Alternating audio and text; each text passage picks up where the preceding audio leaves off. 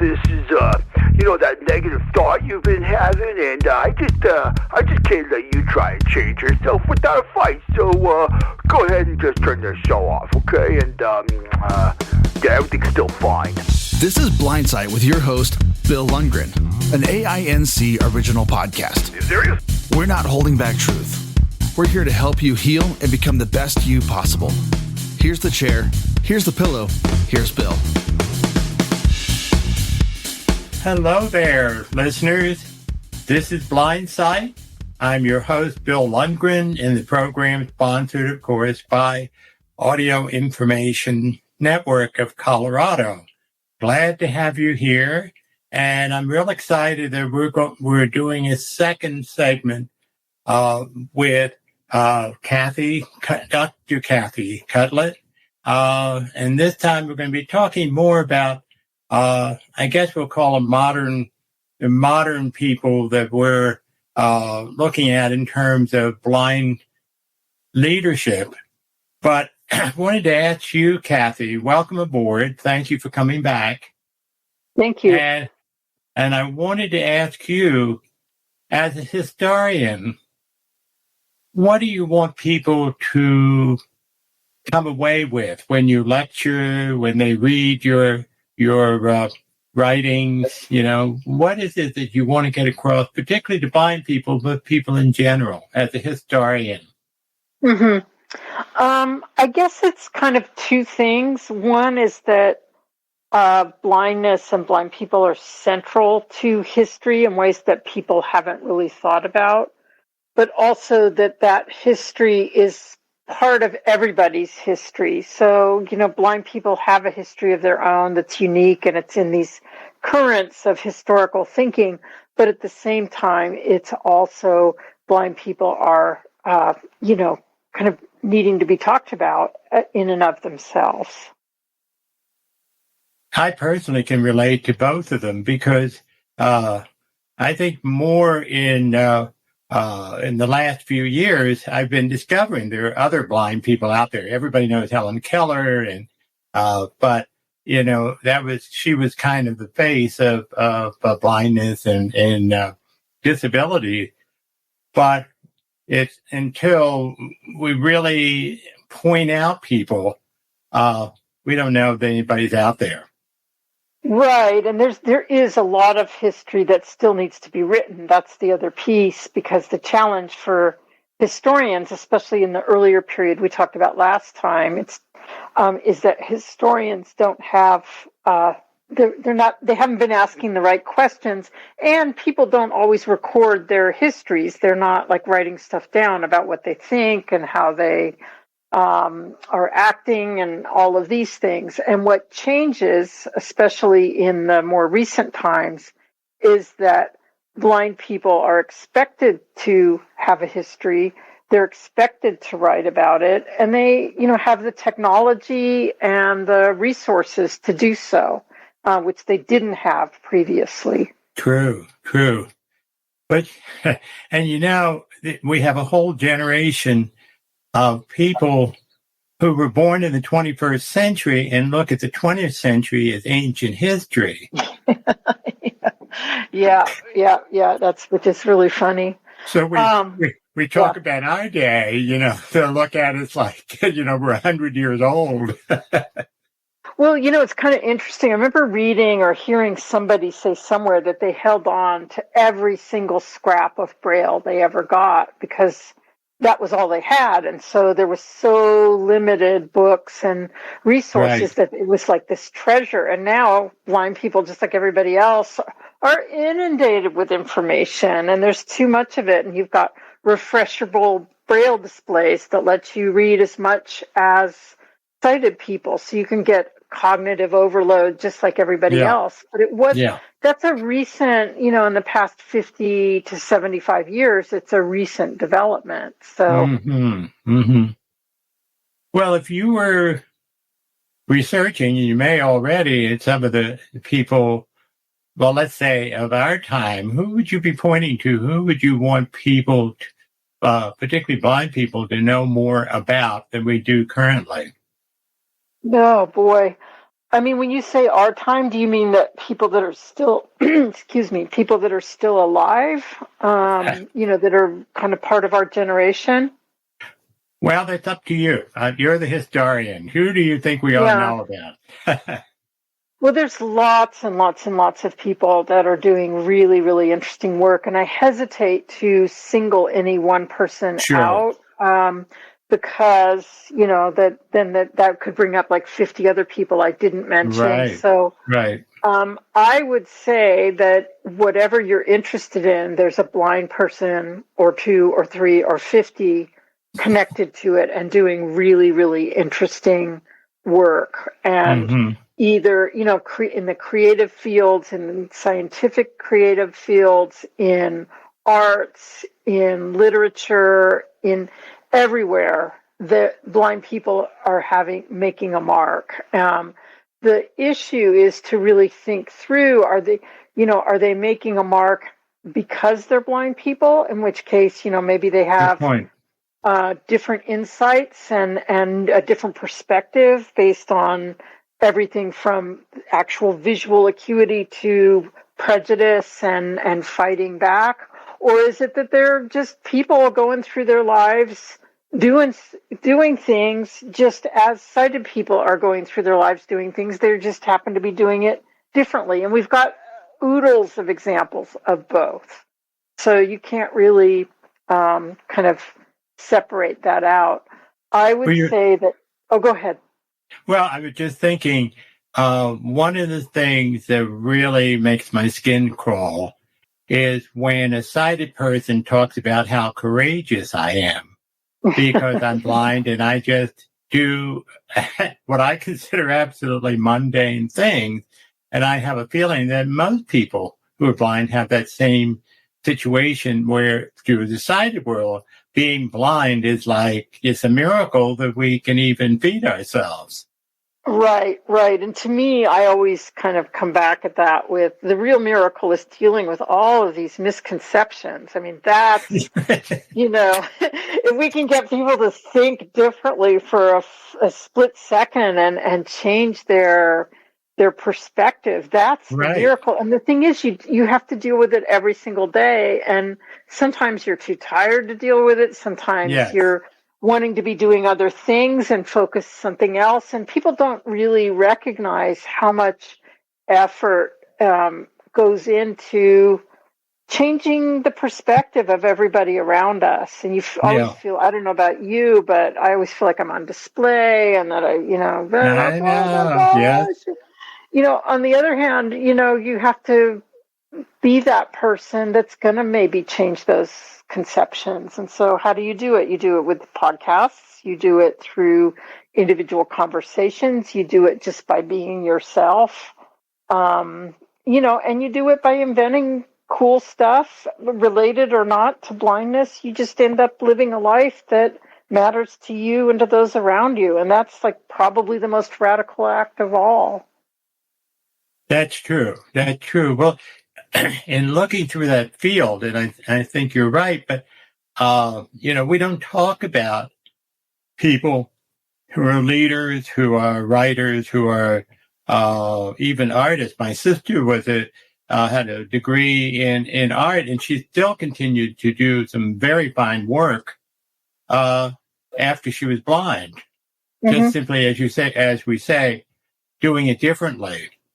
But is there anybody that's, are there some people who stand out in your mind from your personal, I'll call it prejudice, but people that, that about who are no longer with us, or who you would say, boy, I'm impressed with XYZ. I'll put you on the spot. That is Bill Lundgren. He's an amazing guy. I'm going to not answer that. I think it's up to people to discover, because I don't really want to anoint a blind person with some sort of mantle that they may or may not want. I think the idea is for people to find what they love and dig a little deeper and see if there's a blind person doing it. I mean, here's one example. here's one example of maybe that I will give is there's Janice Waith, Waith, who's a blind archer. And, she shoots archery. She does really cool, stuff. She's a really capable and talented archer. And people just assume, oh, blind people can't do archery. And she's out there all the time proving that that's not true. And she's winning tournaments and, teaching people. And, so again, I don't want to hold up the blind miracle person as whatever. But, if you're like used to do archery and you're a blind person, look up blind archer. If you used to be a cook, look up blind cook and see what you get, see what comes up and open your mind. And part of it is just learning how to do something that you've always learned how to do with some different techniques and some different emphases and all of that. Some of it might mean even wanting different results from that you do. There's lots of ways to approach it, I think. But so what I'm hearing you say is the first task is to understand that even though you're blind, you can still do whatever it is you want to do. Right. And there might be adjustments you have to make, but a sighted person moves to a new city, they can't keep doing things exactly as they did it before. They're making adjustments and we don't make a big deal out of that. You have to reorient your thinking to say, look, I just am going to need to approach what I love differently. And maybe I'll discover some new, exciting, cool things that I never thought about before. Well, I always like to make my sighted friends a little nervous. I talk about my longing to drive an 18-wheeler. Yeah, that's... I usually say so. Yeah, no, for sure. I mean, let's face it, there's some things you won't be able to do, and some of them you won't be able to do because of blindness, some of them you won't be able to do just because, there's not things that everybody does. I mean, I'm sure not every sighted person can rush out and drive an 18-wheeler either. I mean, they've made choices and decisions and, have skill sets that may or may not be aligned with that anymore, Well, one of the things that I personally think is important, though, for blind people to know that other blind people are out there and doing great things. Absolutely. And doing mundane things, too. I think it's just as important to know about the great ones as it is to know about the mundane, everyday ones. And, to get inspired, and I use that word very kind of carefully, but to be inspired by someone just being themselves.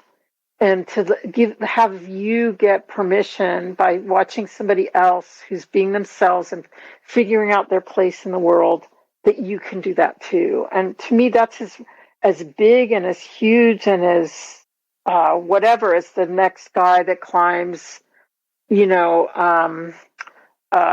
Mount Everest blindfolded. And again, that's not to belittle Eric Weinmeier. Right. I don't want to belittle what he's done. It's amazing. It's great. It's awesome. But let's face it, most of us aren't Eric Weinmeier. So you can hold that out there and say, like, wow, that's great. I want to do that too. And some people will. But you can also hold it out there and say, oh, shoot, I'm really failing and falling behind because I'm not. And you're not. You're just a person, just as not every sighted person climbs, Mount Everest. Not every blind person's going to do it. So these models of people that are achieving and growing and expanding and all that are great to see a wonderful idea out there, but they're also, we can't hold them up as that's how all people should be. That's why I think it's important for people like Eric, even though we know that we're not going to climb Mount Everest. There are some people who are afraid of going up 5 or 6 stories. Exactly. But the issue being that if somebody can climb Mount Everest, then that holds out the idea that maybe we can, do something that other people think we can't do. And yes, that's true. It's our buying into the prejudice of sighted people. That's what's harmful. Yes, I agree. I totally agree.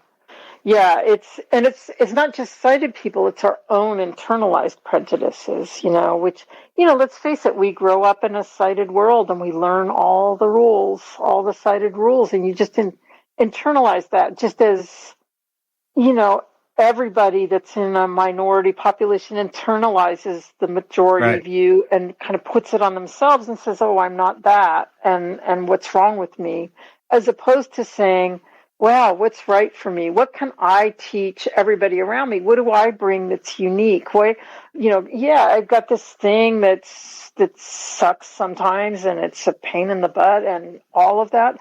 But often it gives me some new set of tools, new set of perspectives, new set of ideas that I can bring to the world and add value. I mean, I think that's the other piece, is that people always feel that you're adjusting to blindness, that you're, kind of compensating somehow, whereas it's never presented as, wow, this is value added. This is something, again, I don't think everybody should rush out and seek to be a blind person. That's weird and unnecessary and probably dangerous and whatever. But why not express a desire to understand what unique perspective comes from this? Why not understand that a blind person can teach sighted people how to do certain things? I mean, so, I think it's a different way of paying attention. It's a different way of engaging. It's a different way of being a part of the world. And that seemed to be scary for sighted people who, we're changing the perspective and forcing them to see us in a different light. But the thing is, how do we get the information across? We have diversity training, quote unquote. But I just went to a conference a while ago, and it was a drug and alcohol mental health conference. And I went around to different treatment programs, and they all have booths. And I said, have you worked with that? What do you do for people who are not sighted? And they look at me blankly because they haven't had anybody who's blind come into their program. Yeah. And they don't have the first thing, and we have to educate them. Yes, there are blind people who run into trouble with substance abuse and mental health issues, but this is what you do. And I understand at least they talked about at that conference possibly inviting me, your token blind person, to do a presentation to educate the treatment folks as to what they have to do or what they should do. And, it gets something started, not to stand up as a hero, but it's just to say, look, I have a different perspective about treatment. Exactly. Yeah. No, that's absolutely right. So diversity has to include that. Diversity has to, when they do diversity, or wouldn't it be wonderful if, maybe you disagree, but let's say someone is teaching a course in literature, would just offhanded say, oh, this happens to be a person, or include in the curriculum some people with different viewpoints in terms of disabilities. And you say, hey, not everybody is sighted and has a wife and 2 kids and a house with a picket fence. Yep. No, that's absolutely right. And the thing is, what you're touching on is it's all of a bigger piece. It's sort of, it's related to media. It's related to images that we get in daily life. It's related to who we encounter and what we value in society that allows people that are different in terms of disabilities and other kind of just other differences in general, which overlap with all the differences. It depends on who we are kind of exposed to as a society and as a culture. Mm-hmm. And so it starts with media. It starts with just encountering people on the streets. It starts with academic conferences. It starts with classes. All of these things are of a piece that all shape what makes us realize how we think about things.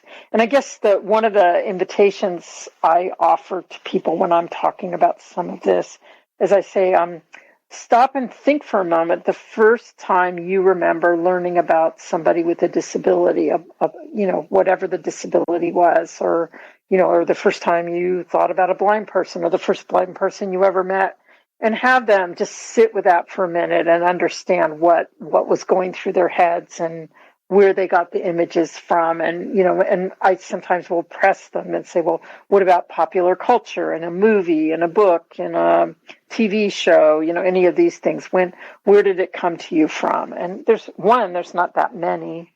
And two, the ones that are there are either, like you mentioned Helen Keller before, kind of that's the image everybody remembers and retains from school. But there's never like just a cool blind kid that's around, that's just part of stuff and, part of the world. So we need more of that. Well, the thing is, if I were to, say, okay, well, where do the sighted people find out about these people? If we don't see, there's a contradiction in a sense we don't want people to talk about it, but at the same time, the sighted people won't know anything about us unless we put ourselves out there. Mm-hmm. Agreed. And that's why, we need histories. And that's where history's really good. If you have a history class that incorporates some of these stories into it, if you have a literature class, like you said, that does that, all of that will, it's repeat exposure, but all of it will go in. It'll be a little prick first time and like, oh, that's a touch, and then you come back a few years later, a few days later, another touch about blindness, another, blah, blah, blah. The more places that people get these different images, they'll eventually, after a certain amount of time, start to change. And most of that change happens from family members, but that's a huge role for somebody to be engaged in all the time. So. Well, some names that of course pop to mind, and I'm thinking of Bocelli, the opera singer, because he's out there. Everybody says, "Oh, yeah, right there, they can sing." Now, why they didn't think blind people could sing before, I don't know, but that's what people express as surprise and sing well. Right. Well, you've got Stevie Wonder, you've got all those blues musicians from forever, from a long time, 19th century musicians and others. I mean, you have lots of people that are doing it. The problem is there's this weird collective amnesia that people have when they meet somebody that doesn't meet their expectations. They either make that person be exceptional or they forget about that piece of them. So it's a weird psychology that people try to hold on to these older ideas. They're desperate for them. And I'm not enough of a psychologist to understand why that's the case, but it definitely is. For people, I know for myself, I never advertised that I was a blind therapist. And so people would come in, and during the course of our first session, some people would say, "Oh, are you blind?" And, my usual response, "Yeah, the last time I checked, yeah." And then we go on back to business. In other words, to treat it that it's nothing special, and that helps them to feel more comfortable. But people are uncomfortable with something that's different from them. Oh, for sure. For sure, yeah. And so, Let me add one point to that, though. Is I think when it comes to blind people going to see a blind therapist, it's not a given either. Because I remember when I was first starting to come to terms with my own attitudes about myself and my vision impairment and all of that, I signed up for this. I guess it was the Center for Independent Living in Berkeley. So they made it possible. They introduced me to a blind counselor, and I went in there, and there she was with her dog, and she's just sitting there with her glasses, and I just about passed out. I was not ready. And my prejudice about myself ran so deep. I was ready to flee. In fact, I might have, and I never went back. And, the envelopes would arrive in the mail that said something about blind this or blind that on it. And I was mortified. I felt like this big stigma X was on my house, So it takes a lot of work. I mean, I feel now I'm, much, much better than I was many years ago. Not perfect all the time. I have my little moments, where I'm a little ashamed or shy or whatever. Right. But, it's a lot of work, and it's a lot better once you get past the initial stages of your own hesitation. Yeah. Oh, for sure. Yeah. Sure. And see, that's why. Yeah, I'm sorry. Again, I think history and literature and all of these ways that people learn about others in society and life, all of those will help. It's just we don't have any of them, except for like really awful ones, mostly. It's changing. There's a lot better literature. Even as a starting place, the New York Times series on disability, where I've published a couple of articles, they have some good stuff on, all of blind people and disability in general. And it's great to meet other people. I recommend the Kernel books from NFB, and I don't know how they're distributed anymore. I think they're online. I don't even know if they're still published, but each one is it's filled with these little vignettes of people overcoming prejudice, blind people overcoming prejudice of themselves and of other people. And it's like eating salted peanuts. It's like, wow, what's going to happen in this story? What's going to happen in this one? Little short, like 2-3 page stories. They all end with kind of celebrating the National Federation of the Blind, which, you may or may not want that to be your messaging. But they're really, really good stories that help you, and it certainly helped me, I should say, get past a lot of the prejudice and a lot of the negative self-talk and all of that. It's like, oh, there's a person that's doing that. Like they meet a sighted, the sighted parents of a sighted date, those kinds of things. And they describe it and they're funny or they're, whatever. Anyway, I think they're totally worth reading. That'd be a good resource if they're still available through the NFB. Because again, somebody has to kind of wave this and say, hey, we're like the rest of the world. Yeah. Exactly. And there's one of my favorite ones was about this blind couple that adopted a blind cat and how they had to kind of deal with that. It was really, really well done, I thought. Yeah. And, just like, whoa, it's like I figured this out for me, but what do I do for the cat, Yeah. And it was kind of sweet. Yeah, that reminds me when I was visiting some friends, their dog had just gone blind, and I have my guide dog. And for the whole time we were visiting, the dog who was blind was leaning against my dog, and my dog would guide him. It was a guide dog for the blind animal, and they run out. He would lean against Hugo then, and lean against him, and they would run out to the front yard. And of course, once he was in the front yard, he knew he was okay. And then, Hugo would guide him back into the house when they needed to come in, which again is an example of, say, wait a minute, there are ways around some of the limitations that we place upon ourselves. And what you were describing, some limitations you placed on yourself until you got adjusted to the idea of blindness. Yep. And, Yep. And the adjustment took years. I mean, it took years. It took therapy. It took, really recognizing myself and then starting to read about history and all these other things. And, our time together at the Colorado Center for the Blind, I thought was amazing. I mean, I overcame so much there of my mhm. fears and my bad image and just meeting people and bonding with people. And, it was once that cloak of shame and whatever lifted, it was incredible. I felt like there was no stopping me once that happened. Yeah.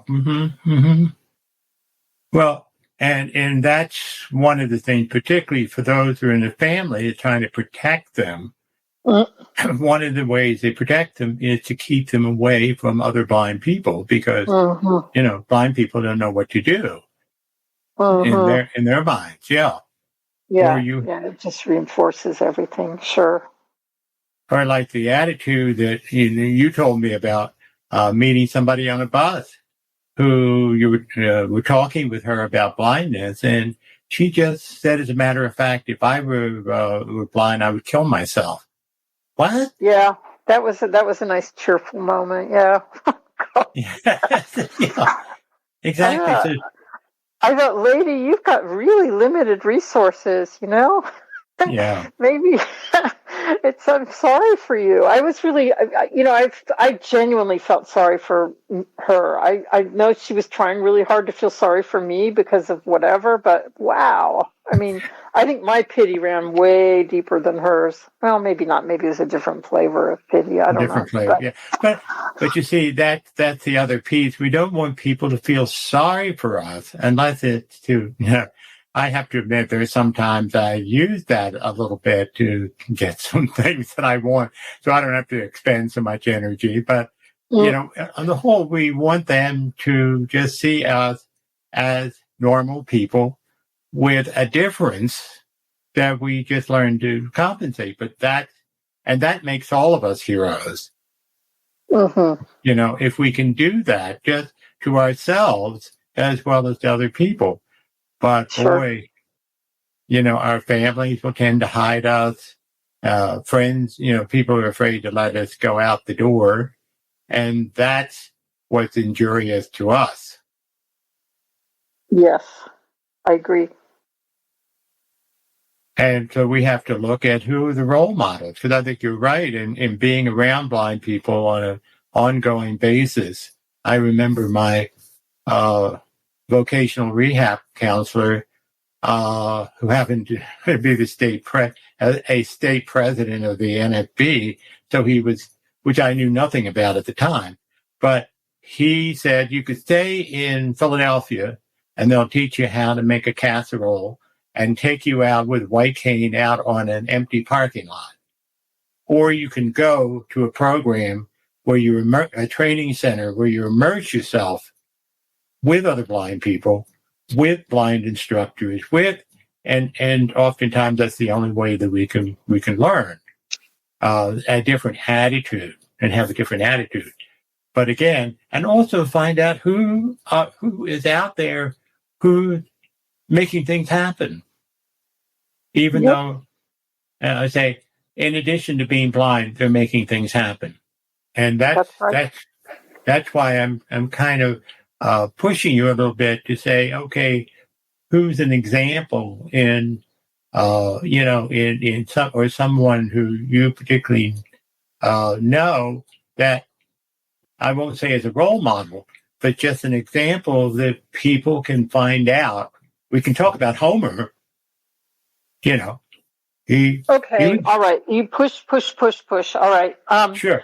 I recommend that people check out Thomas Reid, R-E-I-D. He has a podcast called Read My Mind Radio, R-E-I-D, My Mind Radio. It's fantastic.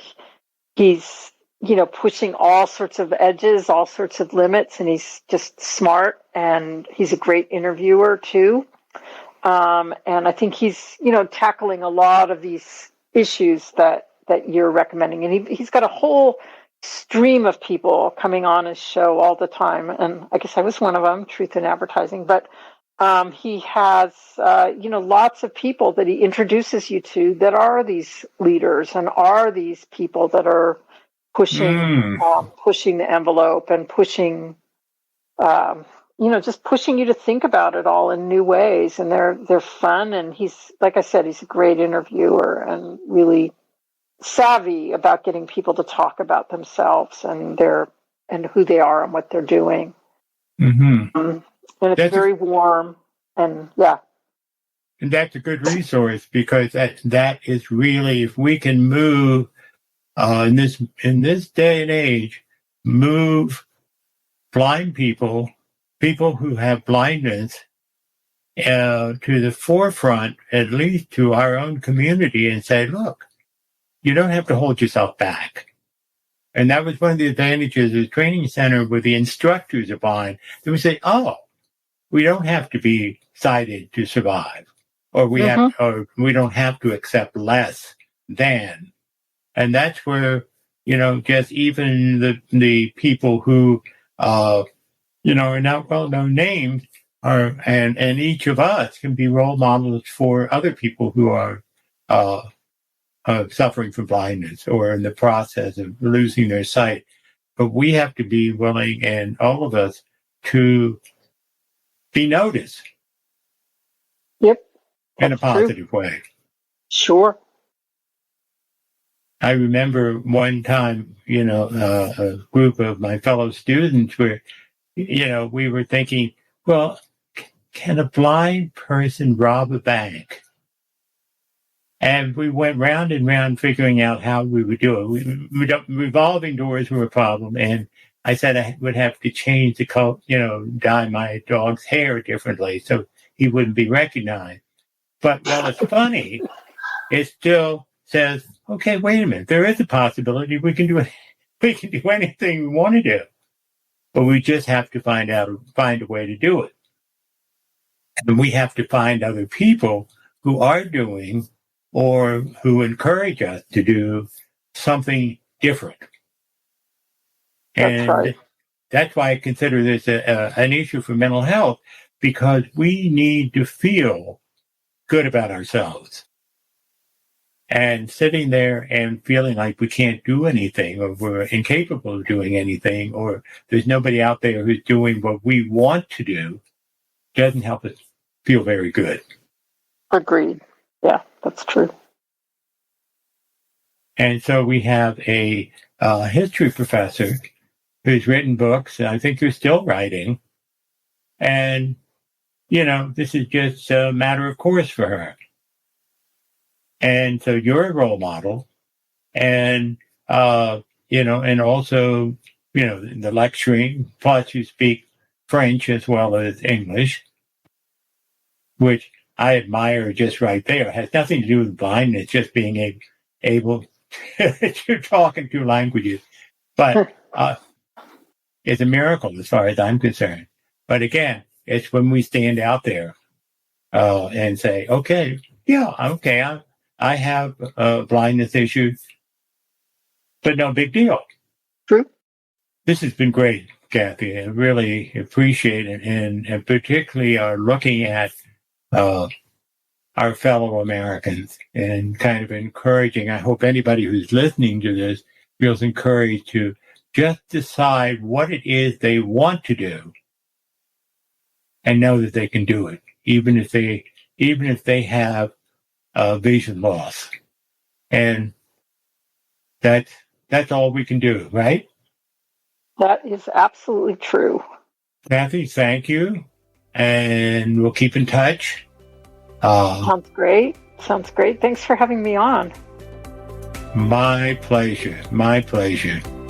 And to our listeners, thank you for listening in. If you have any comments or any suggestions, pass them on to us, to Blindsight, through our website at the AIN of Colorado.